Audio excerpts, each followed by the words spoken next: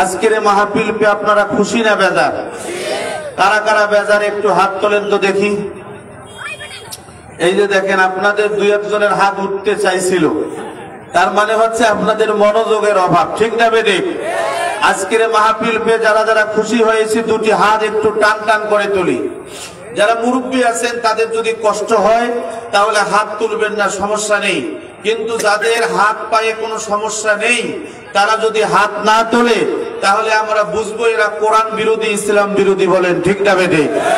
আজকের মাহফিল পে যারা খুশি হয়েছি শরীরের সমস্ত শক্তিকে কণ্ঠের আগায় নিয়ে এসে ইমানদার মুজাহিদের মতো খাব্বাব খুবাইবের উত্তরসূরি হিসাবে চিৎকার করে বলছি লিল্লাহে তাকবীর। হলো না? এটা খানসামার মুসলমানের তাকবীর হয় নাই। লিল্লাহে তাকবীর। আর একটু জোরে হবে, লিল্লাহে তাকবীর। কোরআন হাদিস যেখানে, আলেম ওলামা যেখানে, লিল্লাহে তাকবীর। আলহামদুলিল্লাহ, শরীরের সমস্ত শক্তিকে কণ্ঠের আগায় নিয়ে এসে ইমানদার মুজাহিদের মতো চিৎকার করে বলছি আলহামদুলিল্লাহ। রব্বানা লাকাল হামদ হামদান কাসীরান তাইয়িবান মুবারাকান ফীহি। দরুদ ও সালাম বর্ষিত হোক মানবতার মহান নেতা আশরাফুল আম্বিয়া, যার উপরে কালামে মাজিদ নাজিল হয়েছে। আমরা মানব জাতি হেদায়েতের পথ খুঁজে পেয়েছি, সেই মহান নেতার প্রতি দরুদ ও সালাম বর্ষিত হোক। সকলে বলছি সাল্লাল্লাহু আলাইহি ওয়াসাল্লাম। সম্মানিত বন্ধুগণ, আমি আপনাদের খেদমতে সূরা আল বাকারার 108 নম্বর আয়াত, 208 নম্বর আয়াত আমি তেলাওয়াত করেছি। এই 208 নম্বর আয়াত থেকে কথা বলার নিয়ত করেছি। মা তাওফিক ইল্লা বিল্লাহ, আলাইহি তাওয়াক্কালতু ওয়া ইলাইহি উনীব। আসুন আমরা আলোচনায় যাই। আল্লাহ পাক রব্বুল আলামিন বলেন, ইয়া আইয়ুহাল্লাযীনা আমানু দুখুলু ফিস সিলমি কাফা ওয়া লা তাত্তাবিউ খুতুওয়াতিশ শাইতান ইন্নাহু লাকুম আদুব্বুম মুবিন। সম্মানিত বন্ধুগণ, আমার আল্লাহ পাক রব্বুল আলামিন বলেন, হে ঈমানদাররা শোনো, উদখুলু ফিস সিলমি কাফা, তোমরা ইসলামের মধ্যে যদি প্রবেশ করতে চাও তাহলে পরিপূর্ণরূপে ইসলামের মধ্যে প্রবেশ করো। লা তাত্তাবিউ খুতুওয়াতিশ শাইতান, না তোমরা শয়তানের পথ অনুসরণ করবে না, শয়তানের মত অনুসরণ করবে না। কেন তোমরা শয়তানের পথে চলবে না? কেন তোমরা শয়তানের মতে চলবে না? কারণ হচ্ছে, শোনো, ইন্নাহু লাকুম আদুব্বুম মুবিন। আল্লাহ রাব্বুল আলামিন বলেন, বান্দা শোনো, এই শয়তান হচ্ছে তোমাদের প্রকাশ্য শত্রু। তাহলে আমাদের শত্রু কারা? কথা বলেন, আরো জোরে বলেন, আরো জোরে বলেন। একটু মনোযোগ দিয়ে শুনুন। আজকে প্রায় 1.5 যুগ হয়ে গেল,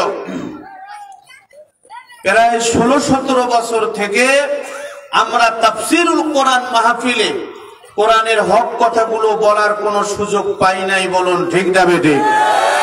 আপনাদের এই খানসামা উপজেলাতেও আমি নাজমুল হুদা, যখন আমাকে দাওয়াত করা হয়েছে, আমার নাম প্রকাশ করা হয়েছে, তখন দেখা গেছে এক শ্রেণীর চাটুকার, এক শ্রেণীর নামাজি, এক শ্রেণীর দাড়িওয়ালা, এক শ্রেণীর টুপিওয়ালা, এক শ্রেণীর মুসলমানরা পর্যন্ত বাধা দিয়েছে একমাত্র শুধুমাত্র কেবলমাত্র ইসলাম ও ইসলামী আন্দোলনের কারণে। কথা বলুন ঠিক না বেঠিক?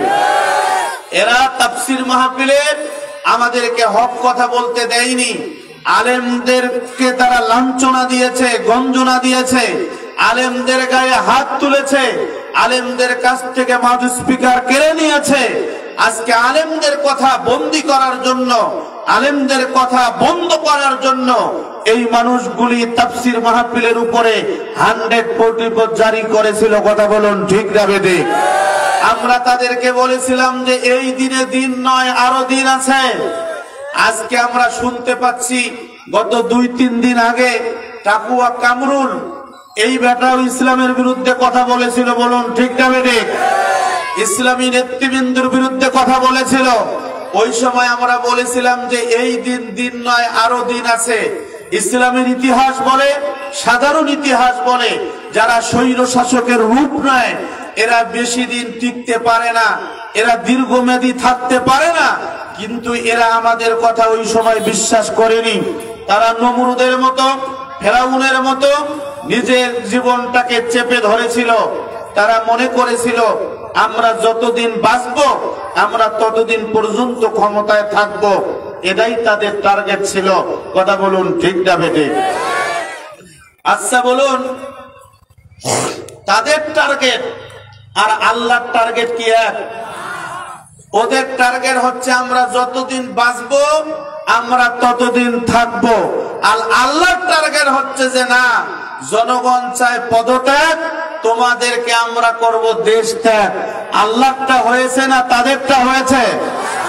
অতএব তারা যদি শিক্ষা গ্রহণ না করে এখনো পর্যন্ত, আগামী দিনে এই বাংলার জমিন আগামী দিনে এমন উর্বর হয়ে গেছে, এই বাংলার জমিনের সূর্য উঠবে ইসলামের সূর্য, বাংলাদেশের সূর্য ডুববে ইসলামের সূর্য।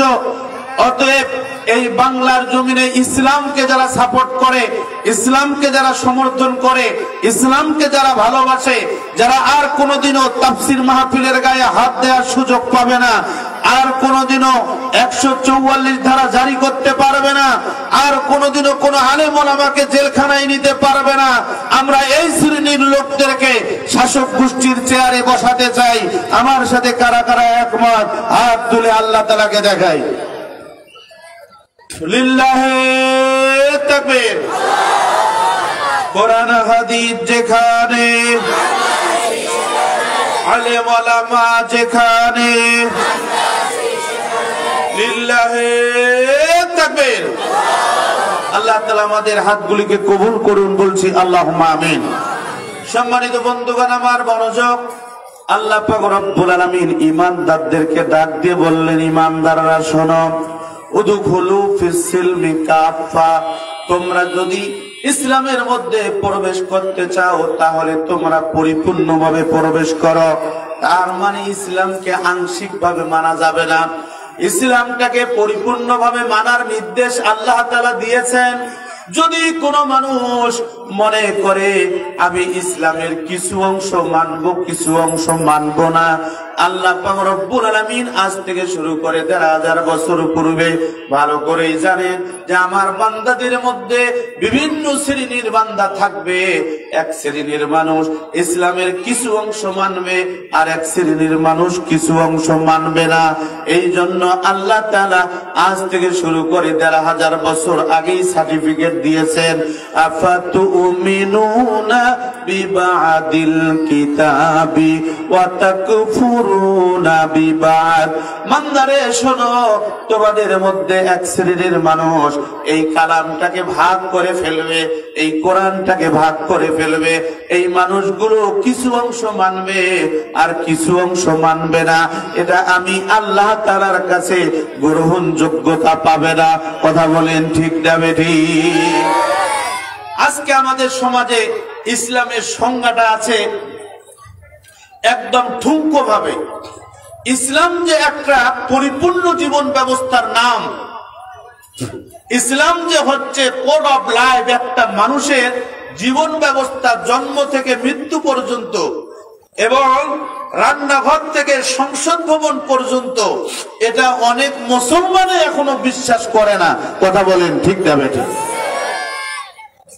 হিন্দু বলেন, বৌদ্ধ বলেন, খ্রিস্টান বলেন, যে যাই বলেন না কেন, অন্য ধর্মের মানুষগুলো পরের কথা, আমাদের মুসলমানের সন্তান অনেকে মনে করে না যে ইসলামটা কমপ্লিট কোড অফ লাইফ, একটা জীবন ব্যবস্থার নাম যে ইসলাম, অনেক মুসলমানের সন্তান এটাকে অস্বীকার করে। কথা বলুন ঠিক না বেঠে?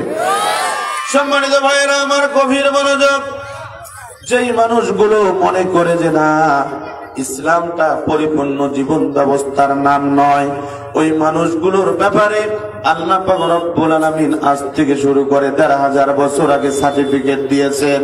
وَمَن يَبْتَغِي غَيْرَ الْإِسْلَامِ دِينًا فَلَن يُقْبَلَ مِنْهُ وَهُوَ فِي الْآخِرَةِ مِنَ الْخَاسِرِينَ।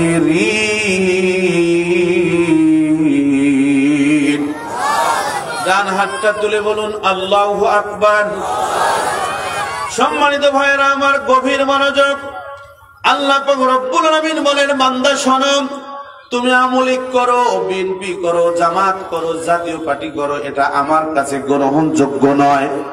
আমার কাছে গ্রহণযোগ্য হচ্ছে ইসলাম। ওয়া মান ইয়াবতাগি গায়রাল ইসলামি দীনান ফালা ইউকবালা মিন।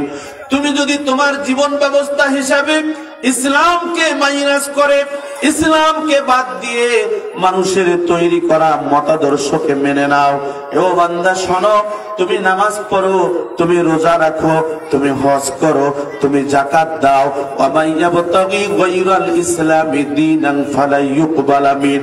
তোমার ওই নামাজ, তোমার ওই রোজা, তোমার ওই হজ, তোমার ওই যাকাত, এই সার্টিফিকেট আমার কাছে গ্রহণযোগ্য হবে না।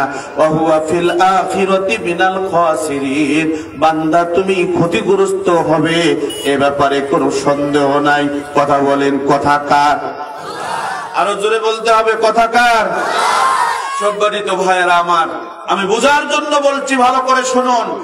এখন ঠান্ডার দিন, আবার ঘরে অনেকের মশারি আছে, আছে না? তার কারণ মশা আছে। যদি আপনি মশারি ছাড়া ঘুমাতে যান, তাহলে মশা কি আপনাকে স্যালুট দেবে? আপনি নামাজি মানুষ, আপনি পরহেজগার মানুষ, ওযু করে তাহাজ্জুদের নিয়তে ঘুমাইছেন, মশা কি এটা বুঝবে? যদি যে মশারিটা আপনি দিয়েছেন, এই মশারিটার কোন দিক দিয়ে যদি একটু ছিদ্র থাকে, 4 আঙ্গুল পরিমাণ ছিদ্র যদি থাকে, তারপরও মশা ঢোকে কি ঢোকে না? আচ্ছা বলেন, আপনার এই শরীরটার একটা অংশ মশারির ভিতরে আপনি দিলেন, আর একটা অংশ মশারির বাইরে আপনি রাখছেন। আচ্ছা বলেন, এইভাবে যদি আপনি থাকেন, তারপরেও কি মশা আপনাকে সালাম করবে?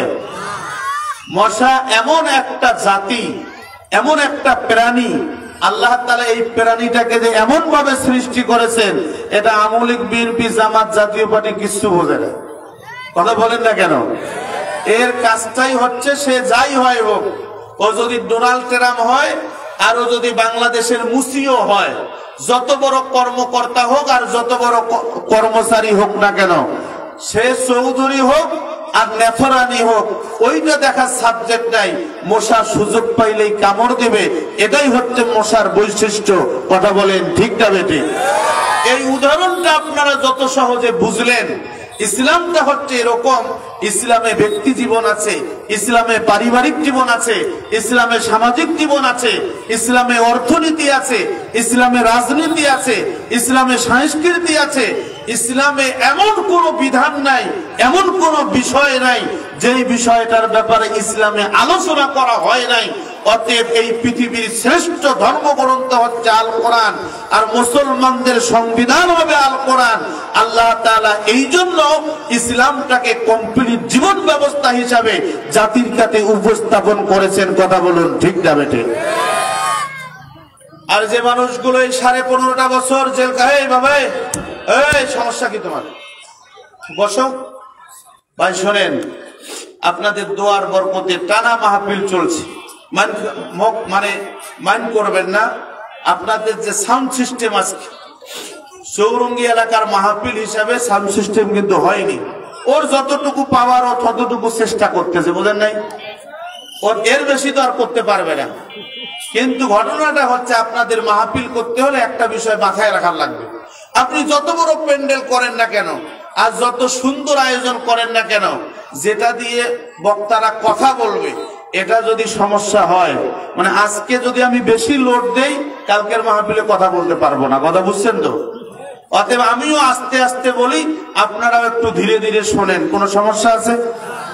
একটু মনোযোগ দেন। আমি যেটা বুঝাইতে চাইলাম যে ইসলামটা হচ্ছে কমপ্লিট কোড অফ লাইফ, একটা জীবন ব্যবস্থার নাম। যেই মুসলমান এটাকে মানবে না, এক কথায় শেষ। এটাকে মানবে না যেই মুসলমান, সে নামাজ পড়লেও মুসলমান নয়, সে রোজা রাখলেও মুসলমান নয়, সে হজ করলেও মুসলমান নয়, সে যাকাত দিলেও মুসলমান নয়, সে খাতনা দিলেও মুসলমান নয়, খাতনা না দিলেও মুসলমান নয়। কথা বলুন, ঠিক না বেঠিক? সম্মানিত ভাইরা আমার, গভীর মনোযোগ। আপনি যদি ইসলামটাকে প্রশ্ন করেন, ইসলাম আচ্ছা বলো তো দেখি তোমার ব্যক্তি জীবনের কি সমাধান আছে? একটা মানুষ ব্যক্তি জীবনে কোন আমলটা করলে ওই মানুষটা পরিপূর্ণরূপে সফল মানুষ হবে? আল্লাহ পাক রব্বুল আলামিন ওই ব্যক্তি মানুষটার শানে কোরআন নাজিল করে বলেছেন, ইন্নাল্লাযীনা আমানু ওয়া আমিলুস সালিহাতি উলাইকা হুম খায়রুল বারিয়াহ। বলেন আল্লাহু আকবার। ডান হাতটা তুলে বলুন আল্লাহু আকবার। সম্মানিত ভাইরা আমার, গভীর মনোযোগ। আল্লাহ পাক রব্বুল আলামিন বলেন, তোমাদের মধ্যে যেই মানুষগুলো সবচেয়ে বুদ্ধিমান, যেই মানুষগুলো সবচেয়ে বড় চালাক, যেই মানুষগুলো সবচেয়ে উত্তম, যেই মানুষগুলো সবচেয়ে ভালো, এই মানুষগুলোর গুণ হচ্ছে দুইটা। বলেন তো দেখি কয়টা? হাতটা একটু আমার মতো করে বলেন, কয়টা? আরো জোরে। জোর হলো না, জোরে বলেন। সম্মানিত ভাইয়েরা আমার, এক নম্বর গুণ হচ্ছে আল্লাহ তাআলা বললেন যে ঈমান ওয়ালা হওয়া। দুই নম্বর হচ্ছে নেক কাজ করা। এক নম্বর আমানু, ঈমানদার হওয়া। দুই নম্বর হচ্ছে ওয়া আমিলুস সালিহাত, ভালো কাজগুলো করা। আল্লাহ তাআলা বলেন যারা এই দুইটা কাজ করবে, বান্দা শোনো, উলাইকা হুম খায়রুল বারিয়া, এই মানুষগুলো হচ্ছে তোমাদের মধ্যে সবচেয়ে ভালো মানুষ, সবচেয়ে উত্তম মানুষ। এই মানুষগুলোর মতো ভালো মানুষ নাই। চিৎকার করে বলুন সুবহানাল্লাহ। সম্মানিত ভাইরা আমার, আমি যেহেতু অত্র এলাকায় ক্লাস 6 থেকে তাফসীর মাহফিল করি, সেহেতু আমি যদি আপনাদের কাছে প্রশ্ন করি, আপনারা বিগত 20 বছর ধরে এই পূর্ব পশ্চিম উত্তর দক্ষিণ এলাকার বেশি নয় 50টা ভালো মানুষের নাম আমাকে দিবেন। আমি আপনাদের কাছে চ্যালেঞ্জ শুরু দিয়ে বলতে পারি, যেই মানুষগুলো বিগত 15.5 বছরে 30টা থেকে 35টা মিথ্যা মামলার আসামি, ওই মানুষগুলোই হচ্ছে সবচেয়ে ভালো মানুষ। কথা বলেন ঠিক যাবে? যদি আমি আপনাদের কাছে বলি যে আপনারা প্রশ্ন করেন, আপনারা আমাদেরকে উত্তর দেন যে অত্র এলাকার ভালো মানুষ কারা, আপনারা একটাই উত্তর দিবেন, যেই মানুষগুলো বিগত 15.5 বছরে, যেই মানুষগুলো মিথ্যা মামলার শিকার হয়েছে, মিথ্যা হামলার শিকার হয়েছে, বাড়িতে থাকতে পারে নাই, ঘরে থাকতে পারে নাই, ব্যবসা বাণিজ্য করতে পারে নাই, মামলার ঝুলি নিয়ে আজকে এই জেলায়, কালকে ওই জেলায়, পরশু দিনে অমুক জেলায়, তারপরের দিনে আরেক জেলায়, এই মানুষগুলো ছাড়া আর কোনো মানুষ খুঁজে পাওয়া যাবে না। কথা বলুন ঠিক না বেঠিক? এই মানুষগুলোর কি অপরাধ ছিল? যেই অপরাধের কারণে এই মানুষগুলোকে মিথ্যা মামলা দেওয়া হয়েছে, যেই অপরাধের কারণে এই মানুষগুলোকে জেলখানায় নেওয়া হয়েছে, যে মানুষগুলো বাড়িতে থাকতে পারে নাই, ঘরে থাকতে পারে নাই, ব্যবসা বাণিজ্য করতে পারে নাই, একটাই উত্তর আসবে, এই মানুষগুলো তাদের জীবনের চেয়ে সবচেয়ে বেশি আল্লাহর আইন, এই কোরআনের আইনকে ভালোবেসেছে। এটাই তাদের বড় অপরাধ। কথা বলুন ঠিক না বেঠিক? বাংলাদেশের আলেম ওলামাদের উপরে মিথ্যা মামলা হয়েছে, যেই মানুষটার হাতে হাজার হাজার বেধর্মী মুসলমান হয়েছে, যেই মানুষটা দুই বারের এমপি, যেই মানুষটার তাফসীর শুনলে পরে কোন দল নয়, কোন মত নয়, প্রত্যেকটা মানুষ বলে যে এই মানুষটার গলার মধ্যে একটা আল্লাহ তাআলা জাদু দিয়েছেন, এই মানুষটা কোরআনের কথা বললেই ওই মানুষটা থমকে যায়। আপনারা এই মানুষগুলোকে ধরে ধরে জেলখানায় বন্দী করে রেখেছেন। শুধু তাই নয়, যতদিন পর্যন্ত পৃথিবীতে বেঁচে ছিল এই মানুষগুলো জেলখানার মধ্যে কাটিয়েছিল। কথা বলুন ঠিক না বেঠিক? আমরা তাদেরকে বলতে চাই, আমরা আপনাদেরকে ভুলি নাই। যারা আপনারা আলেম ওলামাদের উপরে নির্যাতন করেছেন, জুলুম করেছেন, আল্লামা সাঈদীর রায়ের পরে মিষ্টি বিতরণ করে খেয়েছেন, যারা আপনারা আমাদের তালিকা তৈরি করেছেন, আমরাও আপনাদের তালিকা করে রেখেছি। বেশি বাড়াবাড়ি করবেন না, বেশি বাড়াবাড়ি করলে ওই মামুর বাড়ি আপনাদেরকেও যাওয়ার লাগবে। কথা বলুন ঠিক না বেঠিক? সম্মানিত ভাইরা আমার, গভীর মনোযোগ। ইসলাম সম্মত জীবন ব্যবস্থা যদি আপনি আমি কায়েম করতে চাই, তাহলে আমরা কি শুধু মুসলমানরাই মানব, মুসলমানরাই শান্তিতে থাকবে, মুসলমানরাই মুক্তি পাবে, অন্য ধর্মের অনুসারীরা কি মুক্তি পাবে না? কথা বলেন, পাবে কি পাবে না? হিন্দু বলেন, বৌদ্ধ বলেন, খ্রিস্টান বলেন, যে যেই ধর্মের মানুষ হোক, যদি এই সমাজের মধ্যে ইসলামী হুকুমত কায়েম হয়ে যায়, এই রাষ্ট্রের বিধান যদি হয় আল কোরআন, তাহলে অবশ্যই এই সমাজটা হবে সোনার সমাজ। এই সমাজের মধ্যে কোনো চোর থাকবে না, এই সমাজের মধ্যে কোনো বাটপার থাকবে না, এই সমাজের মধ্যে কোনো দুর্নীতিবাজ থাকবে না। কথা বলুন ঠিক না বেঠিক? সম্মানিত ভাইরা আমার, আপনারা যদি আমাকে বলেন, হুজুর আপনি তো বললেন যে কোরআন মতো জীবন যাপন করলে, কোরআনের হুকুম মেনে নিলে ওই সমাজের মধ্যে কোনো দুর্নীতি থাকবে না, ওই সমাজের মধ্যে কোনো অশান্তি থাকবে না, প্রমাণ কি? আপনি প্রমাণ দেন। সম্মানিত ভাইরা আমার, গভীর মনোযোগ। আল্লাহ রাব্বুল আলামিন বলেছেন, ওয়া মান আহসানু কাওলাম মিম্মান দাআ ইলাল্লাহি ওয়া আমিলা সালিহান ওয়া ক্বালা ইন্নানি মিনাল মুসলিমিন। ডান হাতটা তুলে বলুন আল্লাহু আকবার। আল্লাহ পাক রব্বুল আলামিন বলেন, খানসামাবাসী শোনো, দিনাজপুরবাসী শোনো, নীলফামারীবাসী শোনো, তোমাদের মধ্যে যেই মানুষগুলো কথা বলে, যেই মানুষগুলো আইন রচনা করতে চায়, যেই মানুষগুলো আল্লাহর বিধিবিধানের কথা বলে, তোমরা শোনো। ওমান আহসানু কাওলাম মিম্মান দাআ ইলাল্লাহ, ওই ব্যক্তির কথার চেয়ে আর কার কথা উত্তম হতে পারে বান্দা? যেই ব্যক্তিটা আল্লাহর দিকে মানুষকে আহ্বান করে, ওয়া আমিলা সালিহা, আর যেই মানুষগুলো নেক আমল করে, ভালো কাজ করে, ওয়া ক্বালা ইন্নানি মিনাল মুসলিমিন, আর যেই মানুষগুলো বলে আমরা সাধারণ মুসলমান, আমরা আল্লাহ তাআলার কাছে আত্মসমর্পণ করেছি। চিৎকার করে বলুন আল্লাহু আকবার। সম্মানিত ভাইরা আমার, আমার সময় অল্প, অল্প কথায় আমাকে মূল সাবজেক্টটা বুঝাতে হবে, মা বোনদের ব্যাপারেও কিছু কথা বলতে হবে। এই জন্য আমি সংক্ষিপ্ত করে নিয়ে মূল কথাটা বলছি। গভীর মনোযোগ দেবেন। আল্লাহ তাআলা সূরা হামিম সাজদার এই 33 নম্বর আয়াতে বললেন, ওই ব্যক্তির কথার চেয়ে কার কথা উত্তম হতে পারে? যেই ব্যক্তিগুলো আল্লাহর দিকে মানুষকে আহ্বান করে আর নিজে ভালো কাজ করে।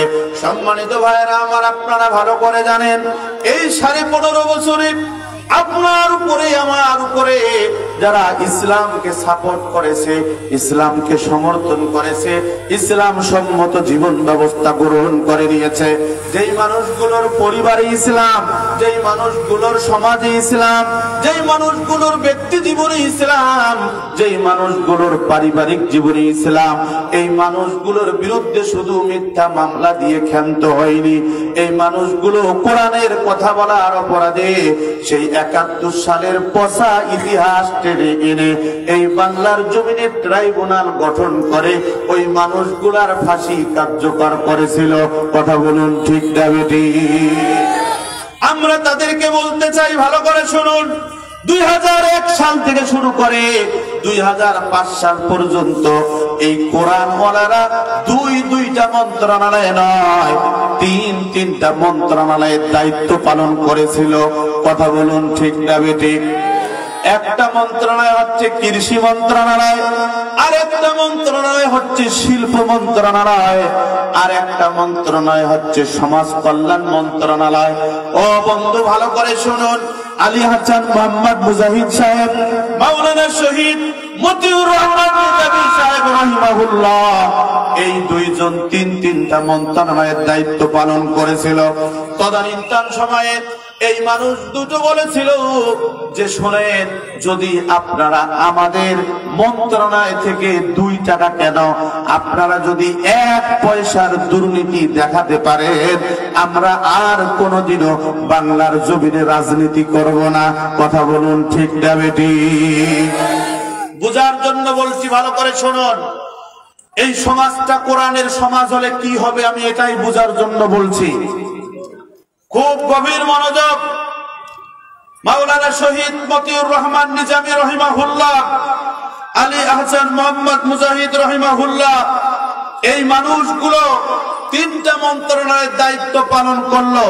তদানীন্তন সময়ে সরকারের সময় শেষ হওয়ার পরে ফখরুদ্দিন আর মঈনুদ্দিন যখন ক্ষমতায় আসলো, বাংলাদেশের সমস্ত নেতা আর সমস্ত নেত্রীর বিরুদ্ধে দুর্নীতির মামলা হয়েছিল। কথা বলুন ঠিক না বেঠিক? কিন্তু এই 2টা মানুষের ব্যাপারে কোন দুর্নীতির অভিযোগ আনতে পারেন নাই আপনারা। অথচ এই 2টা ভালো মানুষ শুধু নয়, এই মানুষগুলোর সাথে আরো কিছু ভালো মানুষকে জড়িয়ে আপনারা মিথ্যা মামলা করে আপনারা এই মানুষগুলোকে আপনারা হত্যা করেছেন। আমরা আপনাদের কাছে বলতে চাই, ওই বাংলাদেশে এখন পর্যন্ত ট্রাইব্যুনাল আছে, ওই ট্রাইব্যুনালের বিচার কার্য শুরু হয়ে গেছে। আজকে ওই ট্রাইব্যুনালে এই ভালো মানুষগুলোকে যখন তোলা হয়েছিল, তখন আমরা দেখেছি এই মানুষগুলোর হাতে পায়ে বেরি ছিল। কথা বলুন ঠিক না বেঠিক? আর বাংলাদেশটাকে যারা ধ্বংস করলো, বাংলাদেশের কোটি কোটি টাকা লুট করে যারা বিদেশে 30টা-35টা বাড়ি পর্যন্ত করলো, এদেরকে জামাই আদরে তোলা হয়। আমরা বাংলাদেশ সরকারের কাছে জবাব চাই। আমরা চাই এই চোরদেরকে, এই বাটপারদেরকে, যারা আলেমদেরকে হত্যা করেছে, আলেমদের নামে মিথ্যা মামলা করেছে, ওই ট্রাইব্যুনাল এখনো আছে। যেই রশি দিয়ে আজকে নিজামী সাহেবের ফাঁসি কার্যকর করা হয়েছে, মুজাহিদ ভাইয়ের ফাঁসি কার্যকর করা হয়েছে, ওই ট্রাইব্যুনালে এই খুনি হাসিনা দোষরদেরকে এই মামলাগুলোতে তাদের বিচার কার্য সম্পূর্ণ করে তাদেরও ফাঁসি কার্যকর করতে হবে। আমার সাথে কারা কারা একমত, হাত তুলে আল্লাহ তাআলাকে দেখায়। লিল্লাহে তাকবীর, লিল্লাহে তাকবীর। তোমার নেতা আমার নেতা বিশ্ব নবীর স্মরণে, লিল্লাহে তাকবীর। সম্মানিত ভাইরা আমার, গভীর মনোযোগ। তাহলে ভালো মানুষের পরিচয়গুলো কোরআন মাজিদে যেইভাবে আছে, এখন যদি আপনি ওই আয়াতগুলো পড়েন, তাহলে মনে হবে যেন এই মুহূর্তেই এই কোরআন নাজিল হচ্ছে। কথা বলুন ঠিক না বেঠিক? যুবক ভাইদের উদ্দেশ্যে দুটো কথা বলতে চাই। যুবক ভাইয়েরা আমার, আমাদের এই মুরব্বীদের দিকে তাকালেই আপনাদের শিক্ষা হয়ে যাবে। আমাদের সমাজে অনেক মুরব্বী আছে, ইচ্ছা আছে ঠিক মতো রুকু করতে পারতেছে না, ইচ্ছা আছে ঠিক মতো সেজদা করতে পারতেছে না, ইচ্ছা ঠিক মতো করে আছে সুবহানাল্লাহ ঠিক মতো বলতে পারতেছে না, ইচ্ছা আছে ঠিক আছে আলহামদুলিল্লাহ বলতে পারতেছে না। কথা বলুন ঠিক না বেঠিক? যুবক ভাইরা আমার, আপনারা অল্প সময়ের ব্যবধানে সুন্দর একখানা মাহফিল এই জাতিকে উপহার দিয়েছেন। এই যুবক ভাইদের উদ্দেশ্যে দুটো কথা বলতে চাই। 5ই আগস্ট বাংলাদেশের পট পরিবর্তন হয়ে গেল। এরা সম্পূর্ণরূপে আমাদের মতো মুরব্বীরা, যারা এখানে যেই মুরব্বীরা বসে আছেন, এরকম দাড়িওয়ালা টুপিওয়ালা মুরব্বীদের দ্বারা কিন্তু এরকম পট পরিবর্তন হয় নাই। এই সমাজের উল্লেখযোগ্য যুবকরা যখন পরিবর্তন চেয়েছে, তখনই কিন্তু এই সমাজের পরিবর্তন হয়েছে। কথা বলুন ঠিক না বেঠিক? আল্লাহর রাসূল সাল্লাল্লাহু আলাইহি সাল্লাম যুবকদের ব্যাপারে বলেছেন, যুবকরা শুনে নাও। যুবকদের ব্যাপারে অনেক বড় একটা লম্বা হাদিস আছে। এই লম্বা হাদিসটা সংক্ষিপ্ত ভাবে বলে যায়। আল্লাহর নবী বলেছেন, তোমাদের মধ্যে কোন মানুষ যখন কিয়ামতের মাঠে কঠিন মুসিবতের সময় দাঁড়াবে, এই মানুষটা 5টা প্রশ্নের উত্তর না দিয়ে এক পা অগ্রসর হতে পারবে না। বলেন আল্লাহু আকবার। এই 5টা প্রশ্নের উত্তরের মধ্যে 1 নম্বর প্রশ্ন হচ্ছে, বান্দা শোনো, 1 নম্বর প্রশ্ন হচ্ছে তোমার যৌবনকাল তুমি কোন পথে অতিবাহিত করেছো? বলেন আল্লাহু আকবার। যৌবনকাল। আজকে যুবকরা মাহফিলের আয়োজন করেছেন। মসজিদ কমিটির সম্মানিত ক্যাশিয়ার আমাদের ভাই মোশাররফ হোসেন, না মোশাররফ ভাই বললেন যে ভাই আপনার কাছে একটা রিকোয়েস্ট থাকবে, এই যুবকরা যেন নামাজ পড়ে। আমি বলতে চাই, অল্প সময়ে, এই তো 1 সপ্তাহ আগে আমাকে দাওয়াত দেওয়া হয়েছে, অল্প সময়ের ব্যবধানে আপনারা এত বড় একটা মাহফিলের আয়োজন করলেন, আলহামদুলিল্লাহ, এটা খুব ভালো। কিন্তু যুবকদেরকে বলবো যে শুধু মাহফিল করলেই হবে না, পাশাপাশি নামাজ পড়তে হবে, কোরআন পড়তে হবে, হাদিস পড়তে হবে। এই সমাজের মধ্যে যাতে আল্লাহর আইন বাস্তবায়ন হয়, এজন্য মুখ্য ভূমিকা যুবকদেরকেই পালন করতে হবে। কথা বলুন, ঠিক না বেঠিক? সম্মানিত ভাইরা আমার, নবীজি বললেন যে একজন যুবক তার যৌবনকালের হিসাব না দিয়ে 1 পা অগ্রসর হতে পারবে না। আপনার আমার জীবনের সবচেয়ে বড় সাবজেক্টটাই হচ্ছে যৌবনকাল। এই যৌবনকালে আপনি নামাজ পড়েছেন কিনা? যৌবনকালে আপনি রোজা রেখেছেন কিনা? এই যৌবনকালে আপনি সৎ কাজের আদেশ করেছেন কিনা? এই যৌবনকালে আপনি অসৎ কাজে বাধা দিয়েছেন কিনা? এই যৌবনকালে আপনার যৌবনটাকে অবৈধ কাজে ব্যবহার করেছেন কিনা? অন্য মেয়ের পিছনে আপনি ঘুরঘুর করেছেন কিনা? এগুলো প্রশ্নের উত্তর না দিয়ে ছাড়া আপনি 1 পা অগ্রসর হতে পারবে না। নবীজি বলেছেন, যতক্ষণ পর্যন্ত এই প্রশ্নের উত্তর দেবে না, ততক্ষণ পর্যন্ত কোনো মানুষ 1 পা অগ্রসর হতে পারবে না। তাই আমি যুবকদেরকে বলবো, যুবক, এই তোমার যৌবন কালে তুমি করতে পারো ঠিক মতো রুকু, করতে পারবে ঠিক মতো সিজদা, করতে পারবে তুমি ঠিক মতো করে তোমার চাকরি, করতে পারবে ঠিক মতো করে তোমার ক্ষেত খামার, তুমি যা করতে চাবে এই যৌবন কালটা দিয়ে তুমি সেই কাজগুলো করতে পারবে। কথা বলুন, ঠিক না বেঠিক? এজন্য যুবকদেরকে বলবো, এই যৌবন কালের কি মর্যাদা এটা আপনারা এখন বুঝবেন না, এই মুরব্বীরা বুঝতেছেন। যাদের এই চুল দাড়ি পেকে গেছে এরা বুঝতেছেন যে যৌবন কালটা কি।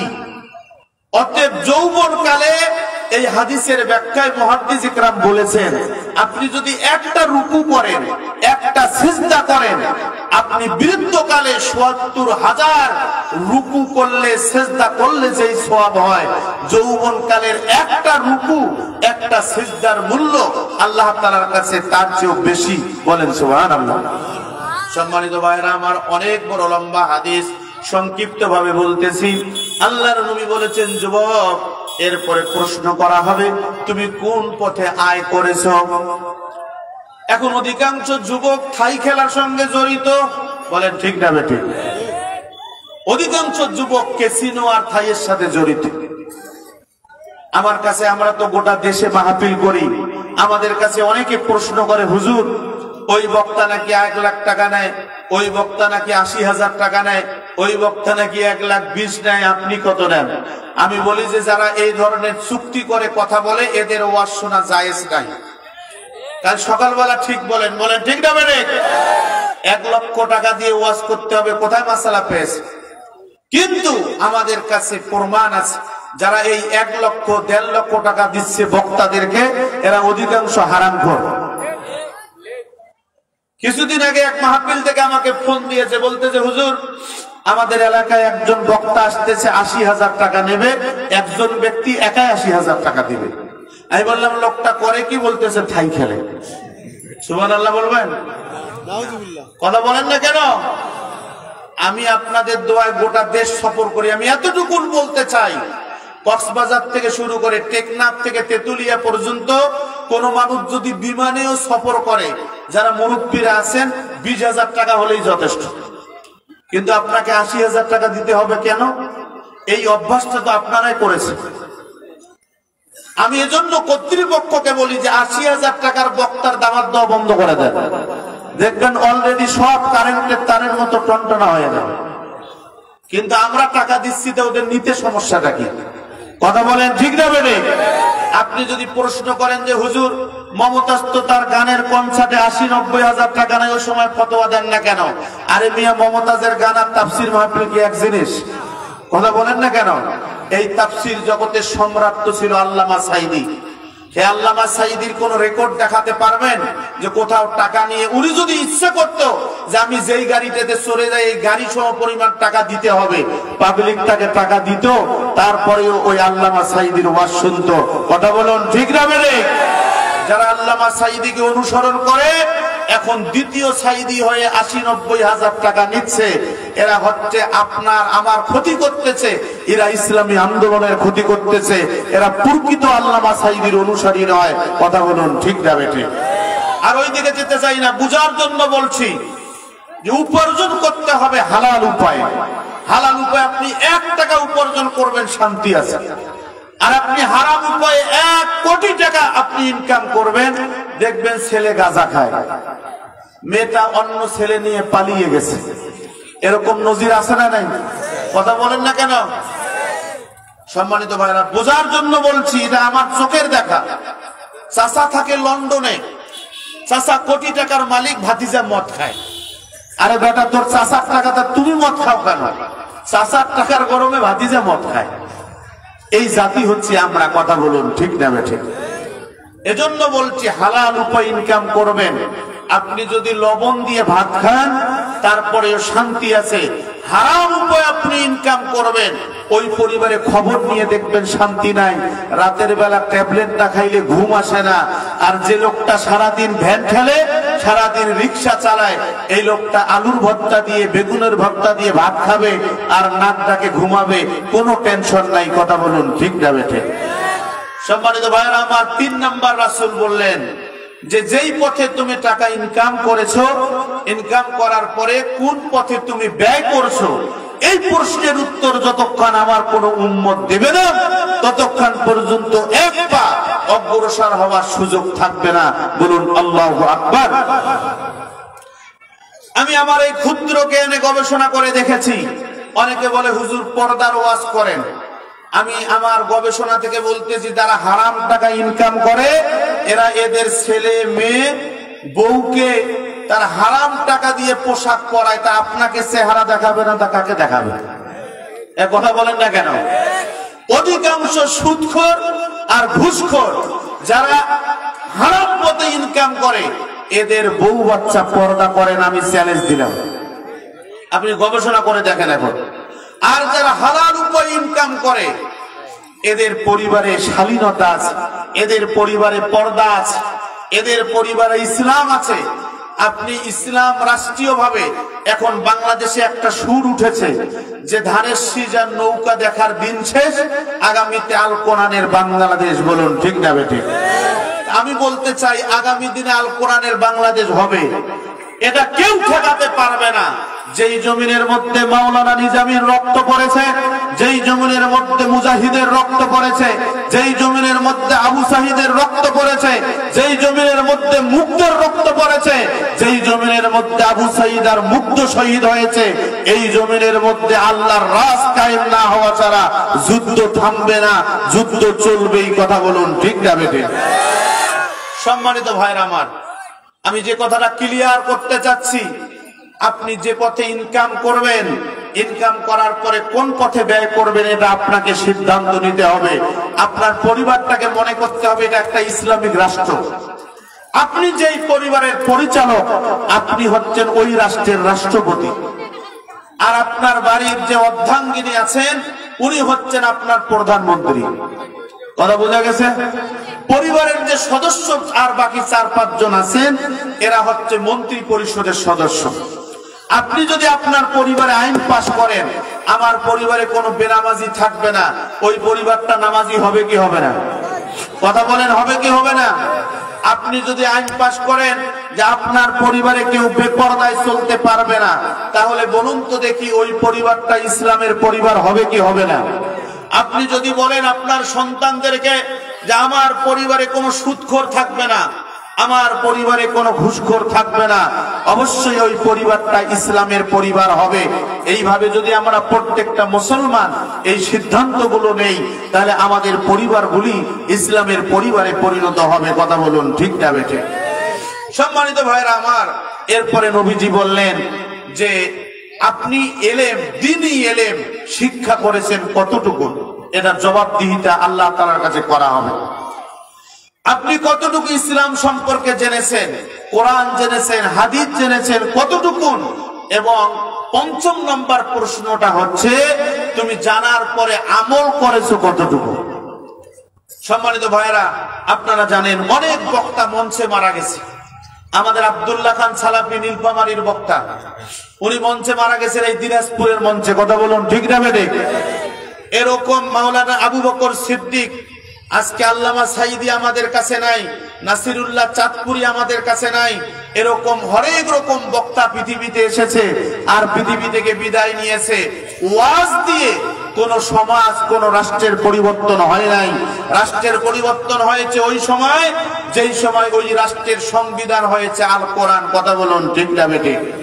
অতএব আমরা যদি সকলে মিলে দাড়িওয়ালা, টুপিওয়ালা, জুব্বাওয়ালা, পাগড়িওয়ালা, নামাজি, পরহেজগার, রোজাদার, বেনামাজি, হিন্দু, মুসলমান, বৌদ্ধ, খ্রিস্টান, আওয়ামী লীগ, বিএনপি, জাতীয় পার্টি, জামাত, সকলে মিলে যদি ঐক্যবদ্ধভাবে আমরা সিদ্ধান্ত নেই যে 1971 সালে এই দেশটা স্বাধীন হয়েছে, আমরা আওয়ামী লীগকে দেখেছি, আওয়ামী লীগ শান্তি দিতে পারে নাই, বঙ্গবন্ধুকে এই জাতি হত্যা করেছে। বলুন ঠিক না বেঠিক?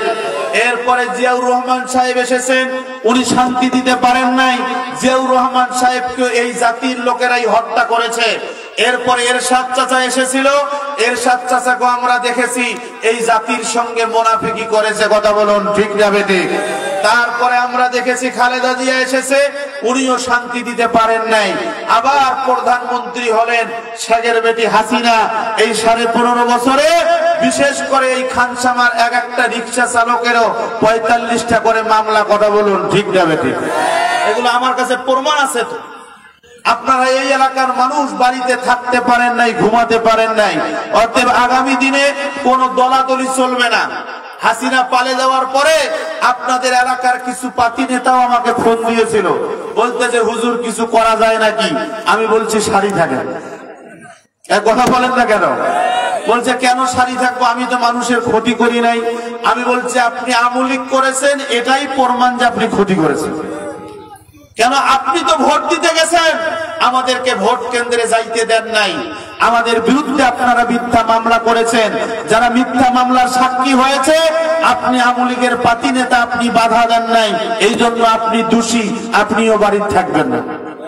এই কথা বলেন না কেন? আমরা 15.5 বছর বাড়িতে থাকতে পারে নাই, তা ওরা একটা বছর বাড়ি ছাড়া থাক, দেখি তো কি হয়। ঠিক না বেঠে? এখন আমরা বলতে চাই সবাই মিলে, যারা ক্ষতি করেন নাই ভালো কথা, আগামী দিনে নৌকা, নাঙ্গল, ধানের শীষ সব দেখার দিন শেষ।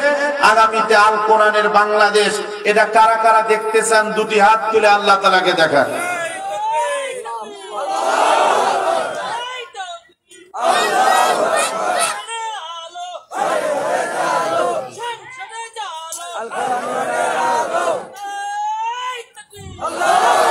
আলহামদুলিল্লাহ। সম্মানিত ভাইরা আমার, আমি যুবক ভাইদের উদ্দেশ্যে কিছু কথা বলেছি, মা বোনদের উদ্দেশ্যে কিছু কথা বলা দরকার। কেননা ওরাই যেহেতু বিগত দিনের সরকার ছিলেন। ঠিক না বেঠিক? মা বোনদের জন্য একটা হাদিস শুধু বলবো, এরপরে আমি মূল কথা বলেই শেষ করবো ইনশাআল্লাহ। প্রধান বক্তা চলে আসবেন। আমি ইদানিং কালে দেখতে পাচ্ছি অনেক তাফসীর মাহফিলে শুধু বক্তারা উঠে হ্যান করব, ত্যান করব, হ্যাঁ এটা করব, সেটা করব।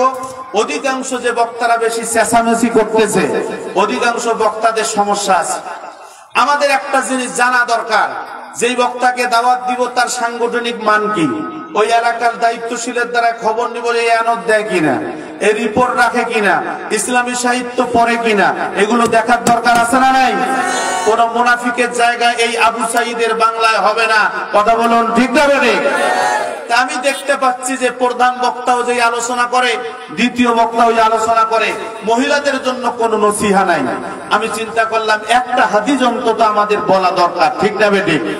আল্লাহর নবী বলেন, আল মারআতু ইযা সাল্লাত খামসাহা ওয়া সামাত শাহরাহা ওয়া আহসানাত ফারজাহা ওয়া তাআত বালাহা ফালা তাদখুলু মিন আইয়ি আবওয়াবিল জান্নাতি শাআত।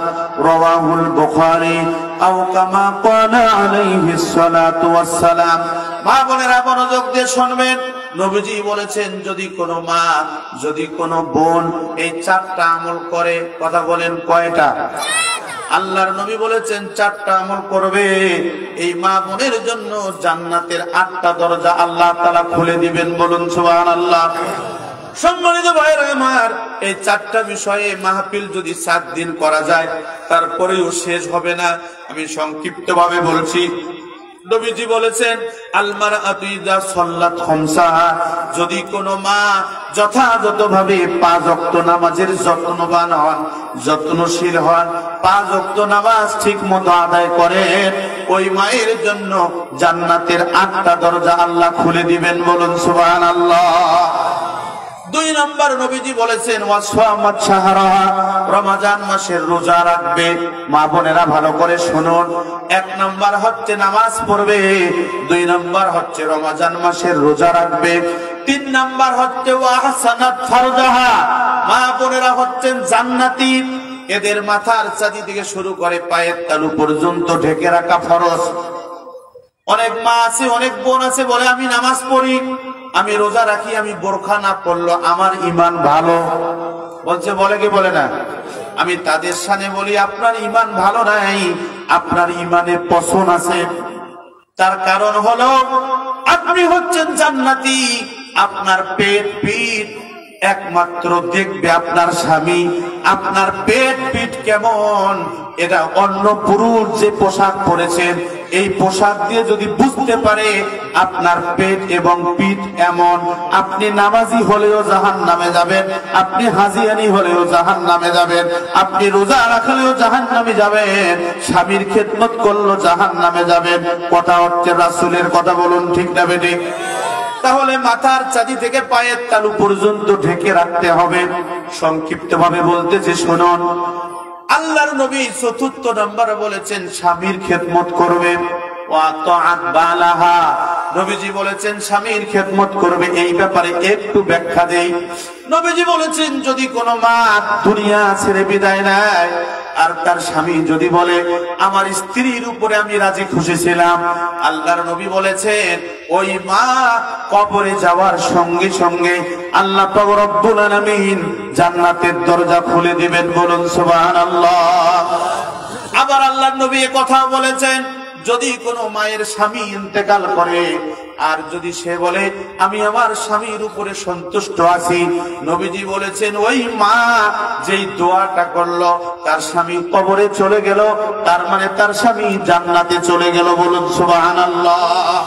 অতএব সংক্ষিপ্ত ভাবে বলছি, এই 4টা আমল, নামাজ পড়বে, রোজা রাখবে, স্বামীর খেদমত করবে, পর্দার সাথে চলবে। নবীজি বলেছেন এই 4টা আমল করে কবরে যাবে, জান্নাতের 8টা দরজা খুলে দেওয়া হবে। বলুন সুবহানাল্লাহ। আর অন্যদিন দেখা হবে, কথা হবে ইনশাআল্লাহ। আমি যে কথাটা বলে শেষ করতে চাই, সম্মানিত ভাইরা আমার, আমরা যেহেতু মুসলমান হয়েছি, ইসলাম পেয়েছি, সেহেতু পরিপূর্ণভাবে আমরা ইসলামটাকে মানবো। কথা বলেন ঠিক না বেঠিক? আমাদের এই ধনেশাপাড়ার যুবক ভাইরা এখানে সিদ্ধান্ত নিয়েছেন তাফসীরুল কোরআন মাহফিলে মসজিদের উন্নয়ন কল্পে। অতএব আপনাদের কাছে আমাদের যুবক ভাইরা যাবে, ভাই ব্যাগ দেন, ব্যাগ দেন, রুমাল দেন, আপনাদের পকেটে যা আছে যেই নোটটা সবচেয়ে বড় এই নোটটা আল্লাহর ঘরে দান করবেন। 10 টাকা যদি বড় হয় 10 টাকার নোটটা দান করবেন, 20 টাকার নোটটা যদি বড় হয় 20 টাকার নোটটা দান করবেন, 500 টাকার নোটটা যদি বড় হয় 500 টাকার নোটটা দান করবেন, 1000 নোটটা যদি বড় হয় 1000 টাকার নোটটা দান করবেন। যেহেতু আল্লাহর ঘরে দান করবেন সেহেতু বড় নোটটায় দান করবেন। কথা বলুন ঠিক না ঠিক? আমরা সকলে মসজিদের উন্নয়ন হোক এটা চাই তো, কি বলেন চাই না? কথা বলেন চাই? কারা কারা চাই? ডান হাতটা তোলেন তো দেখি, ডান হাতটা তোলেন। লিল্লাহে তাকবীর, লিল্লাহে তাকবীর। ভাই জোরে তাকবীর দেন না, খান সাহেব মুসলমানের মতো তাকবীর দেন। লিল্লাহে তাকবীর। যে যারা যারা হাত তুলেছি সবাই এখন ডান পকেটে হাতটা দেন, বা যেই পকেটে টাকা আছে ওই পকেটে দেন। যুবক ভাইয়েরা এই তাড়াতাড়ি নাও, মা বোনদের ওখানে যান, যান পর্দা মক্কা নিয়ে আসে ভাই।